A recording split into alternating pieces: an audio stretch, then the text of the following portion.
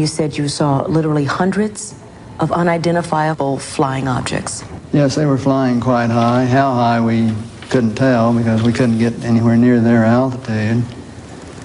But they were either very large craft way up or smaller craft still well above what we could get to. For a day and a half, all of this happened. But then no one wanted to talk about it. Well, we sent a report forward on it, and the answer that finally came back months later was they were probably high-flying seed pods, which didn't sound very logical. Supervising flight testing in Edwards Air Force Base, his military camera crew actually filmed an unidentified saucer-shaped object landing near the site. As they were sitting there filming, a little saucer came from, I say little saucer, it was a saucer, came flying over their heads, put down 3 little landing gear and landed right out on the dry lake bed. And they picked up their cameras and started over toward it, filming as they went. And when they got in fairly close to it, it lifted up, put the gear back in the wheel wells, tipped up, and took off at a great rate of speed. And so they came into my office and told me what had happened, and I sent them over to develop the film.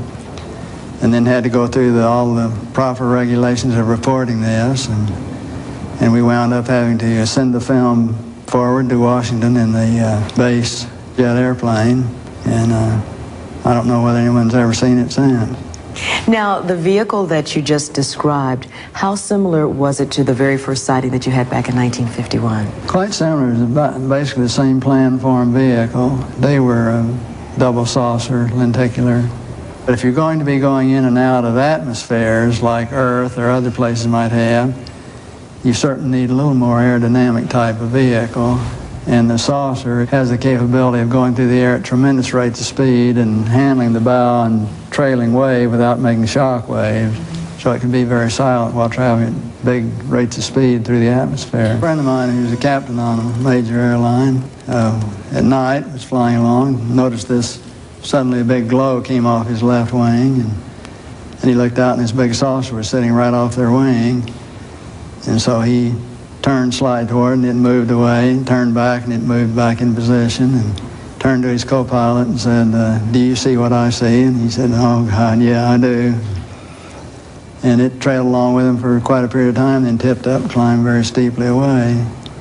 Was on Jim McDivitt's Gemini 7 mission, where they saw this glint of something metallic off in the distance, and he reported, and nobody had it listed on the ground, so he tried getting a picture of it, but the sun, unfortunately, was glinting off of it so bright. All you got is just a glint. There was no detail on what it was, but never any further sighting at all on it. Well, the letter to the UN was in conjunction with a meeting that I had with Kurt Waldheim and the Security Council of the UN, to try to encourage the UN to establish a committee to start comparing notes and data and information, and to really look into all of this from an unbiased, neutral point of view. Here's a quote from your letter. I believe that these extraterrestrial vehicles and their crews are visiting this planet from other planets and are obviously a little more advanced than we are here on Earth. And are you saying that's exactly why governments have been trying to keep this information private, because of that obvious advancement? Very possibly, right.